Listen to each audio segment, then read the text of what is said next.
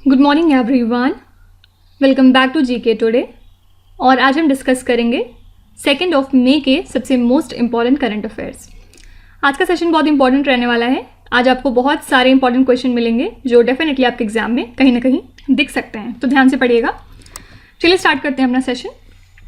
What is the name of the mission launched by the Indian government to evacuate its citizens from the country Sudan. तो हमारे Indian government ने Sudan country से अपने citizens को निकालने के लिए एक ऑपरेशन हाल ही में लॉन्च किया है। आपको बताना है उसका नाम क्या है।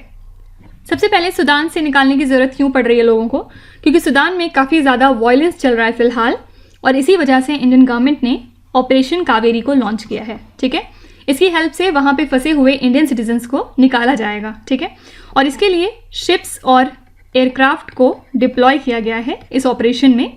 और हमारे minister of state for external affairs mister V Muraleedharan ये रुके हुए हैं फिलहाल जेद्दा में। जेद्दा कहाँ पे? सऊदी अरेबिया में, ताकि वो ऑपरेशन कावेरी को वहाँ से सुपरवाइज कर सकें। और हाल ही में एक एयरलिफ्टिंग के दौरान हक्की पिक्की ट्राइब के कुछ लोगों को सेफली इंडिया में लाया गया था। ठीक है, कुछ दिनों पहले अगर आपको याद हो तो हमने हक्की पिक्की ट्राइब के बारे में पढ़ा था। क्योंकि ये ट्राइब न्यूज़ में है तो आपसे पूछ सकते हैं कि प्रीडोमिनेंटली ये कौन से इंडियन स्टेट में पाई जाती है, तो याद रखिएगा कर्नाटका स्टेट में। ठीक है, तो कुछ दिनों पहले हमने हक्की पिक्की कुछ लोगों को वहाँ से निकाला और ये ज़्यादातर कर्नाटका स्टेट को बिलोंग करते हैं। तो याद रखिएगा, इंडियन सिटीजन जो सूडान में फंसे हुए हैं उनको निकालने के लिए इंडियन गवर्नमेंट ने कौन सा ऑपरेशन लॉन्च किया है, इसका नाम है ऑपरेशन कावेरी। नेक्स्ट है, विच union ministry launch the India handmade portal. ये पोर्टल किसने लॉन्च किया है, आपको ये बताना है। तो इंडिया हैंडमेड पोर्टल लॉन्च किया है यूनियन मिनिस्ट्री ऑफ टेक्सटाइल ने, हैंडीक्राफ्ट को प्रमोट करने के लिए, साथ ही हैंडलूम सेक्टर को प्रमोट करने के लिए। ठीक है, और ये एक तरह का ई कॉमर्स पोर्टल है जो कि हर आर्टिजन को इनेबल करेगा कि वो डायरेक्टली अपने कस्टमर्स तक पहुंच सकें without needing any middle man. पहले क्या होता था, बीच में जो बिचौले होते हैं वो कुछ ना कुछ इनका पैसा लेके चले जाते थे। मतलब अगर इन्होंने कस्टमर के साथ आर्टिजन की डील कराई तो कुछ ना कुछ इनका भी उसमें कमीशन रहता था। लेकिन अब आर्टिजन्स डायरेक्टली अपने कस्टमर्स के साथ डील कर सकते हैं और उसकी वजह से उन्हें ज़्यादा बेनिफिट होगा। ठीक है, हमारे मिनिस्टर ऑफ टेक्सटाइल कौन है? मिस्टर पीयूष गोयल, और इन्होंने इस पोर्टल को लॉन्च किया है गुजरात स्टेट में। याद रखिएगा, इंडिया हैंडमेड पोर्टल किस मिनिस्ट्री का है? मिनिस्ट्री ऑफ टेक्सटाइल का। लेकिन इसके अलावा आजकल national generic document registration system भी न्यूज़ में है, और अब तक 28 स्टेट्स और यूनियन टेरिटरीज़ ने अडॉप्ट कर लिया है इस सिस्टम को। किस पर्पज़ के लिए होता है? लैंड रिकॉर्ड्स को मेंटेन करने के लिए।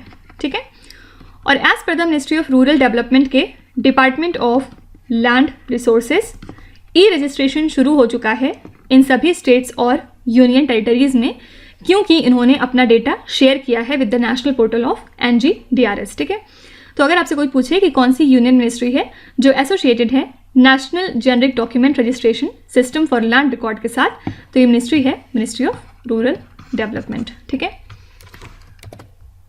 नेक्स्ट है, when is the world malaria day celebrated. हम वर्ल्ड मलेरिया डे कब ऑब्जर्व करते हैं, आपको ये बताना है। तो वर्ल्ड मलेरिया डे हर साल 25 अप्रैल को ऑब्जर्व होता है, और इस साल के लिए हमने थीम रखी है time to deliver zero malaria, invest, innovate and implement. ठीक है, और लेटेस्ट WHO की वर्ल्ड मलेरिया रिपोर्ट के मुताबिक लगभग 247 मिलियन नए केसेस ईजाद हो गए मलेरिया के 2021 में। फाइन, तो दो बातें आपको याद रखनी है कि वर्ल्ड मलेरिया डे हम ऑब्जर्व करते हैं 25 अप्रैल को, और इस साल के लिए हमने थीम रखी है time to deliver zero malaria, invest, innovate and implement. अच्छा, कुछ दिनों पहले अगर आपको याद हो, वर्ल्ड हेल्थ ऑर्गेनाइजेशन ने किसी 2 कंट्रीज़ को डिक्लेयर किया था मलेरिया फ्री। कौन सी 2 कंट्रीज़ थी ये? फर्स्ट था इसमें अजरबैजान और सेकेंड था तजिकिस्तान। ठीक है, लेकिन इसके अलावा international day of multilateralism and diplomacy of peace हम कब ऑब्जर्व करते हैं? तो इसको हर साल हम ऑब्जर्व करते हैं 24 अप्रैल को। ठीक है, क्यों मनाते हैं इसको? क्योंकि ये डे हाईलाइट करता है कि मल्टीलेटरल डिसीजन मेकिंग की इंपॉर्टेंस क्या है हमारी लाइफ में, साथ ही किस तरह से हम ग्लोबल पीस को अचीव कर सकते हैं और कन्फ्लिक्ट को रिजॉल्व कर सकते हैं। फाइन, तो याद रखिएगा, ये डे हम ऑब्जर्व करते हैं 24 अप्रैल को, और इसी दिन हम नेशनल पंचायती राज डे भी सेलिब्रेट करते हैं। और इस साल के लिए थीम क्या थी नेशनल पंचायती राज डे की? Sustainable panchayat, building and healthy, water sufficient, clean and green villages. पूरा तो ये था, लेकिन आप सस्टेनेबल पंचायत करके भी सिर्फ याद रख सकते हैं, ठीक है। नेक्स्ट क्वेश्चन है, which state introduced the factories bill to enable the factories to have flexible working hours? कौन से स्टेट ने हाल ही में फैक्ट्रीज बिल को इंट्रोड्यूस किया है जिससे कि जो वहाँ पे फैक्ट्रीज हैं उन्हें फ्लेक्सिबल वर्किंग आवर्स को इनेबल करना होगा? तो ये बिल है तमिलनाडु स्टेट गवर्नमेंट का, और इसकी हेल्प से फ्लेक्सिबल वर्किंग आवर्स को क्रिएट करना होगा। ये फैक्ट्रीज के ऊपर मैंडेटरी हो जाएगा। और ये जो प्रपोज्ड अमेंडमेंट है, इसमें क्या बात है कि कोई भी वर्कर अगर 4 डे वर्क वीक चाहता है, मतलब हफ्ते में अगर वो 4 दिन काम करना चाहता है, तो उसको इनेबल किया जाएगा 12 घंटे की शिफ्ट, ठीक है। प्रेजेंट में जैसे 8 आवर्स की शिफ्ट होती है, तो उनको 12 आवर्स की शिफ्ट देके 3 दिन की छुट्टी दी जा सकती है। तो ये चीज़ इसमें दिया हुआ है, लेकिन अभी फिलहाल जो है ये बिल होल्ड पर है because of the concerns from critics.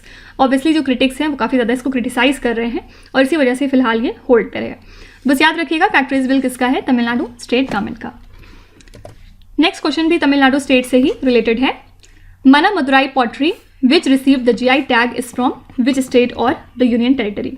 ये पॉटरी कौन से स्टेट या फिर यूनियन टेरिटरी को बिलोंग करता है, और आपको ये बताना है और किस वजह से न्यूज़ में है, क्योंकि हाल ही में इसको GI टैग मिल गया है।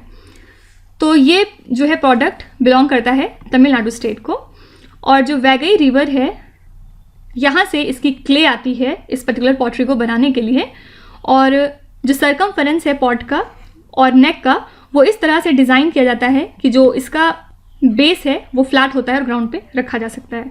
तो बस याद रखिएगा कि मना मदुरई पॉटरी को हाल ही में GI टैग मिला है, और ये कौन से स्टेट का प्रोडक्ट है? तो आंसर हो जाएगा तमिलनाडु। अच्छा, हाल ही में कुछ और चीज़ों को भी GI टैग मिला है। अगर हम एक बार क्विकली रिवाइज करें तो इसमें फर्स्ट नाम है मॉरल मशरूम का। मॉरल मशरूम किस पर्टिकुलर स्टेट या फिर यूनियन टेरिटरी का प्रोडक्ट है? तो ये है जम्मू एंड कश्मीर का। सेकंड है वुड कार्विंग ऑफ लद्दाख, इसको भी मिल गया है GI टैग। फिर नेक्स्ट है बसोहली पेंटिंग। बसोहली पेंटिंग किसका प्रोडक्ट है? जम्मू एंड कश्मीर का, राइट। आप सबको बताना है कि मगही पान जो कि एक GI टैग प्रोडक्ट है, ये कौन से स्टेट को बिलोंग करता है? Avankhu is India's first village on the border of which country? Avankhu India का पहला विलेज है किस कंट्री के बॉर्डर पे? आपको ये बताना है। तो अवंखू इंडिया का पहला विलेज है on the Indo Myanmar border, और ये लाई करता है फेक डिस्ट्रिक्ट में, ठीक है। तो union minister of state in the ministry of fisheries, animal husbandry and dairying कौन है? एल मुरुगन। हाल ही में ये पहले यूनियन मिनिस्टर बन चुके हैं जिन्होंने इंडिया के पहले विलेज को विजिट किया on the Indo Myanmar border, मतलब अवंखू को विजिट किया, ठीक है। इसी वजह से न्यूज़ में था। बस याद रखिएगा कि अवंखू इंडिया का पहला विलेज है on the border of Myanmar country. Next है MV Lisha is an India made ferry that was commission recently in which particular country? तो MV लीशा एक इंडिया मेड फेरी है। आपको बताना है कि किस कंट्री में हाल ही में इसको कमीशन किया गया है। सबसे पहले इसको बनाया किसने है? GRSE ने, garden reach ship builders and engineers ने, और ये एक इंडिया मेड फेरी है जिसको कि हाल ही में कमीशन कर दिया गया है in Georgetown in the country Guyana, ठीक है।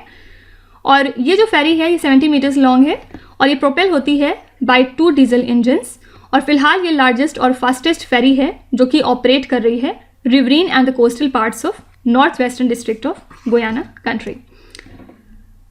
तो याद रखिएगा ये एक इंडिया मेड फेरी है जिसको कि GRSE ने बनाया है, और इसको कहाँ पे कमीशन किया गया है? गुयाना कंट्री में।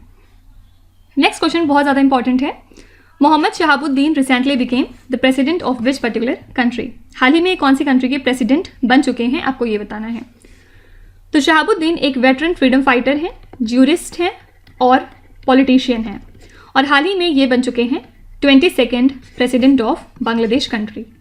इन्होंने किसको रिप्लेस किया है वहाँ पे?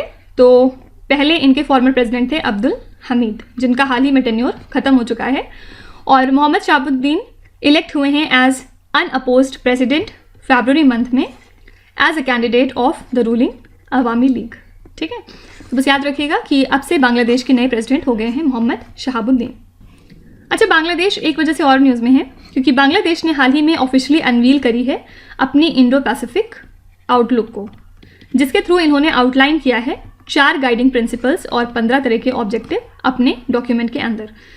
तो इसमें इन्होंने स्टेबिलिटी और प्रॉस्पेरिटी की इंपॉर्टेंस को रिकॉग्नाइज किया है इंडो पैसिफिक में फॉर अचीविंग बांग्लादेश विजन 2041। ठीक है, तो अगर आपसे कोई पूछे कि कौन सी कंट्री है जिसने हाल ही में इंडो पैसिफिक आउटलुक डॉक्यूमेंट को रिलीज किया है, तो ये कंट्री है बांग्लादेश। नेक्स्ट क्वेश्चन है, Mana which has been retermed as the first Indian village is located in which state और द यूनियन टेरिटरी। तो माना एक विलेज है इंडो चाइना बॉर्डर पे, कौन से स्टेट में? उत्तराखंड स्टेट में, और अब से इसको फर्स्ट इंडियन विलेज कहा जाएगा। पहले इसको हम लास्ट इंडियन विलेज कहते थे, और ये उत्तराखंड के चमोली डिस्ट्रिक्ट में लाई करता है, और ये अपना बॉर्डर शेयर करता है चाइना के साथ। ठीक है, तो बॉर्डर रोड ऑर्गेनाइजेशन ने एक साइन बोर्ड लगा दिया है इस बॉर्डर विलेज पे उत्तराखंड में, और इसमें इन्होंने डिक्लेयर किया है कि ये फर्स्ट इंडियन विलेज है अब से। ठीक है, तो याद रखिएगा मना कहाँ पे लाई करता है? उत्तराखंड स्टेट में। नेक्स्ट है, Rangghar which was seen in the news recently is a tourist destination in which state और द यूनियन टेरिटरी। रंगघर जो आजकल न्यूज़ में है, आपको बताना है कि ये किस स्टेट या फिर यूनियन टेरिटरी का टूरिस्ट डेस्टिनेशन है। तो रंगघर एक 2 स्टोरी बिल्डिंग है जिसको कि बिल्ड किया गया था during the reign of Swargadeo Pramatta Singh. ठीक है, और इसको यूज़ किया जाता है as a royal sports pavilion, जहाँ पे अहोम किंग्स और नोबल्स स्पेक्टेकर्स होते थे डिफरेंट तरह के गेम्स में, like buffalo fights etcetera during the Rongali Bihu festival in the Ahom capital of Rangpur. तो किस वजह से आजकल न्यूज़ में है? क्योंकि असम गवर्नमेंट ने डिसाइड किया है कि वो 26 एकर्स ऑफ लैंड को डेवलप करेंगे on the north western side of this building as a tourist destination. इसी वजह से न्यूज़ में है। ठीक है, जिसको कि अब टूरिस्ट डेस्टिनेशन और अच्छे तरीके से बनाया जाएगा। ये कौन से स्टेट में लाई करता है? आंसर है असम। नेक्स्ट क्वेश्चन है, विच स्टेट लॉन्च द शिक्षा सेतु असम पोर्टल एप्लीकेशन। नाम से ही समझ में आ रहा है कि ये एप्लीकेशन लॉन्च किया है असम की गवर्नमेंट ने, और ये एप्लीकेशन यूज़ किया जाएगा इंफॉर्मेशन कलेक्ट करने के लिए about the schools, students, teachers etcetera. ठीक है, और इस पोर्टल को इनिशिएट किया गया है to capture all the details regarding schools, जिसमें कि इंफॉर्मेशन मौजूद होगी स्टाफ की एज वेल एज स्टूडेंट्स की। ठीक है, तो याद रखिएगा शिक्षा सेतु असम पोर्टल एप्लीकेशन किसका है? ऑब्वियसली असम का। नेक्स्ट है, Ajay warrior 2023 is the bilateral training exercise between India and which other country. Ajay warrior कौन सी 2 कंट्रीज़ के बीच की एक्सरसाइज है, आपको ये बताना है। तो फिलहाल ये 7th एडिशन है bilateral training exercise Ajay warrior का, जो कि होती है बिटवीन इंडिया एंड यूके। इसके थ्रू दोनों कंट्रीज़ के बीच इंटरऑपरेबिलिटी को बढ़ाया जाएगा और म्यूचुअल शेयरिंग भी काफ़ी ज़्यादा प्रमोट होगी। कब से कब तक इसको कंडक्ट करेंगे? 27 अप्रैल से लेके 11 मई तक, और जो इसका लास्ट एडिशन था वो उत्तराखंड में हुआ था 2021 में। ठीक है, इस साल कहाँ पे हो रहा है? तो आंसर है यूके। तो याद रखिएगा अजय वॉरियर इंडिया और यूके के बीच का एक्सरसाइज है, और इस साल वेन्यू भी कौन सा है? यूके। अच्छा, इसके अलावा एक और क्वेश्चन रह गया है, याद रखिएगा कजाकिस्तान होस्ट करने वाला है अस्ताना इंटरनेशनल फोरम। कब करेगा? जून 2023 में। ठीक है, ये गैदरिंग है बेसिकली ग्लोबल सिग्निफिकेंस की, जिसमें कि स्टेक होल्डर्स को डिफरेंट एरिया से एक कॉमन प्लेटफॉर्म पे लाया जाएगा, जहाँ पे वो डिफरेंट तरह के चैलेंजेस को डिस्कस करेंगे जो कि रिलेटेड होंगे इकॉनमी, एनर्जी, क्लाइमेट और रीजनल कोऑपरेशन से। ठीक है, तो अगर आपसे कोई पूछे कि कौन सी कंट्री ऑर्गेनाइज कर रही है अस्ताना इंटरनेशनल फोरम को, तो ये कंट्री है कजाकिस्तान। लास्ट क्वेश्चन है, as per the data on global military spending published by SIPRI, which country is the largest military spender in 2022। तो सिप्री की रिपोर्ट के मुताबिक कौन सी कंट्री लार्जेस्ट मिलिट्री स्पेंडर रही 2022 में, आपको ये बताना है। सिप्री का फुल फॉर्म क्या होता है? Stockholm International Peace Research Institute. ठीक है, और इसके मुताबिक यूएस, चाइना और रशिया 3 लार्जेस्ट मिलिट्री स्पेंडर्स हैं 2022 में, और जो टोटल ग्लोबल मिलिट्री एक्सपेंडिचर है वो इंक्रीज़ हो गया है 3.7% से, और ये वैल्यू अब पहुंच चुकी है $2,240 बिलियन पे। ठीक है, और मिलिट्री एक्सपेंडिचर यूरोप में काफ़ी ज़्यादा इंक्रीज़ हुआ है इस साल, और उसने पिछले 30 साल के सभी रिकॉर्ड को तोड़ दिया है। तो बस याद रखिएगा कि कौन सी कंट्री लार्जेस्ट मिलिट्री स्पेंडर है, तो ये कंट्री है यूएस, सेकंड पे है चाइना और थर्ड पे है रशिया। तो इसी के साथ हमने आज के सभी इंपॉर्टेंट करंट अफेयर्स को कवर कर लिया और अब हम चलते हैं हमारे रिवीजन सेशन की तरफ, जिसमें हम मार्च मंथ के करंट अफेयर्स को रिवाइज कर रहे हैं। और आज ये पार्ट 10 रहेगा इस सीरीज़ में, जिसमें हम डिस्कस करेंगे क्वेश्चन नंबर 136 से लेकर क्वेश्चन नंबर 150 तक। चलिए स्टार्ट करते हैं। Which state move the supreme court against governor for refusing to act on several bills passed by the state legislature? कौन सा स्टेट है जो अपने ही गवर्नर के खिलाफ सुप्रीम कोर्ट जा पहुंचा? रीज़न क्या था? क्योंकि जो गवर्नर हैं वो बहुत सारे स्टेट लेजिस्लेचर के बिल्स को पास नहीं कर रहे थे। तो ये स्टेट है तेलंगाना और यहाँ के गवर्नर कौन है? तमिलिसाई सौंदरराजन। ठीक है, इनके खिलाफ स्टेट जो है वो सुप्रीम कोर्ट की तरफ मूव कर गया था। Which country has unveiled the plans to buy up to 5 US nuclear powered submarines? ये कंट्री है ऑस्ट्रेलिया। ऑस्ट्रेलिया ने डिसाइड किया है कि वो 5 US न्यूक्लियर पावर्ड सबमरीन्स को परचेज करेंगे और उसके बाद ये US और ब्रिटिश टेक्नोलॉजी की हेल्प से अपना एक नया मॉडल क्रिएट करेंगे। The US recognizes the McMahon line as the international boundary between China and which state और द यूनियन टेरिटरी? तो US ने मैकमोहन लाइन को रिकॉग्नाइज किया है as international boundary between China and Arunachal Pradesh. Which country unveiled its first portable attack drone kamikaze? ये किसका attack drone है? Answer हो जाएगा ताइवान। ठीक है, ये एक अनमैन्ड एरियल व्हीकल है आप कह सकते हैं और ये US मॉडल पे बेस्ड है जिसको कि यूज़ किया गया था यूक्रेन की फाइट में अगेंस्ट रशिया। ताइवान जो कंट्री है उसमें 23.5 मिलियन लोग ऐसे हैं जो कि चाइना के इन्वेजन के कांस्टेंट थ्रेट में रहते हैं, मतलब चाइना कभी भी उनके ऊपर इन्वेट कर सकता है। यही रीज़न है कि ताइवान ने अपना खुद का एक अटैकिंग ड्रोन क्रिएट किया है। Which country announced a new semiconductor mega cluster with $230 billion investment from Samsung electronics? ये कंट्री है साउथ कोरिया। साउथ कोरिया ने बताया कि वो एक इनॉर्मस फैसिलिटी को बिल्ड करेंगे जिसके बाद कंप्यूटर चिप्स को बनाया जाएगा ग्रेटर सियोल एरिया में, और कितने इन्वेस्टमेंट के साथ? तो $230 बिलियन के इन्वेस्टमेंट के साथ। किसके साथ कोलैबोरेट कर रहे हैं? सैमसंग इलेक्ट्रॉनिक्स के साथ। और टोटल इन्वेस्टमेंट कंप्लीट होगा अगले 20 सालों में। India signed a loan agreement with which institution for the construction of green national highway corridor project? तो इंडिया और वर्ल्ड बैंक ने लोन एग्रीमेंट साइन किया है कि green national highway corridor project को कंस्ट्रक्ट किया जाएगा टोटल 4 स्टेट में। कौन कौन से स्टेट हैं ये? हिमाचल प्रदेश, राजस्थान, उत्तर प्रदेश और Andhra Pradesh. Who was appointed as the chairman of pension fund regulatory and development authority? तो गवर्नमेंट ने अपॉइंट किया है मिस्टर दीपक मोहंती को as the chairman of PFRDA और ये रिप्लेस कर रहे हैं मिस्टर सुब्रतिन बंद्योपाध्याय को, जिनका टर्म जो है वो जनवरी मंथ में फिनिश हो चुका है। Which country has appointed Eric Garcetti as its ambassador to the country India? तो US की गवर्नमेंट ने अपॉइंट किया एरिक गैरसिटी को as the new ambassador to India और ये क्लोज एलाय हैं जो बिडेन के। Which union ministry released policy guidelines for utilising eco friendly materials in construction of road? ये है ministry of road transport and highways. तो इनकी नई guidelines में स्टैंडर्ड्स दिए गए हैं कि किस तरह से आप इको फ्रेंडली मटीरियल्स को यूटिलाइज कर सकते हैं in the construction of national highways. Exercise Al Mohed Al Hindi 2-3 is held between India and which other country? ये एक्सरसाइज है इंडिया और सऊदी अरेबिया के बीच की और इस साल ये सऊदी अरेबिया के जुबैल एरिया में होगी। ठीक है, और ये सेकंड सच नेवल एक्सरसाइज है, जबकि जो पहली थी वो हुई है अगस्त 2021 में। Fine. Which country brokered the Saudi Iran detente peace deal? तो ये जो Saudi Iran detente peace deal है ये है ईरान और सऊदी अरेबिया के बीच और हाल ही में ये ब्रोकर्ड हुई है by the country China. Barda Wildlife Sanctuary, which was seen in the news recently, is located in which state or the union territory? Barda Wildlife Sanctuary कहाँ पे है? तो सब जानते हैं कि गुजरात होम है एशियाटिक लॉयंस का और गिर नेशनल पार्क जो है ये 40 एशियाटिक लॉयंस को बर्दा वाइल्ड लाइफ सेंचुरी में ट्रांसफ़र कर रहा है, इसी वजह से न्यूज़ में था। तो बर्दा वाइल्ड लाइफ सेंचुरी में अब टोटल 40 एडल्ट और सब एडल्ट एशियाटिक लॉयंस हो जाएंगे और ये लोकेटेड है गिर नेशनल पार्क के 100 किलोमीटर दूर।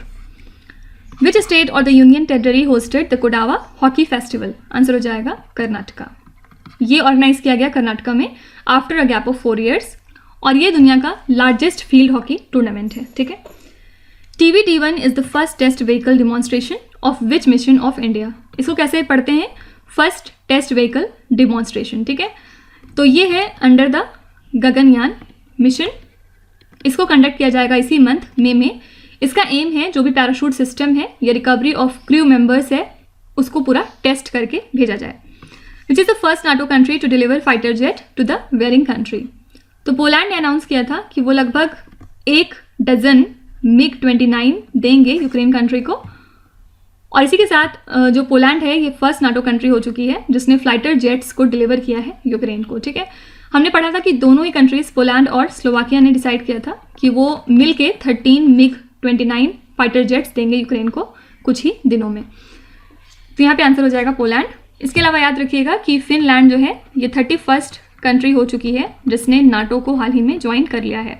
नाटो का full form north Atlantic treaty organization, इसका हेडक्वार्टर्स है ब्रुसेल्स बेल्जियम में। ठीक है, तो ये है हमारे नेक्स्ट 15 क्वेश्चंस और कल हम यहीं से कंटिन्यू करते हुए आगे चलेंगे। क्वेश्चन नंबर 151 से लेके क्वेश्चन नंबर 165 तक देखेंगे। Now let's start with today's quiz. Here on the slide you can see 5 questions which have been taken from the past 2-3 days current affairs. Pause the video and try to solve each of these questions, and at the end of the lecture do not forget to share your scores in the comment section. So please be honest and do not cheat with yourself. So that's it for today. I hope you have liked the session. These were the important news and events from today, and we will meet again tomorrow with some more important current affairs. Till then, stay tuned. Thank you so much for watching, and please do not forget to subscribe to GK Today. With this, me Nuzhat Sana signing off.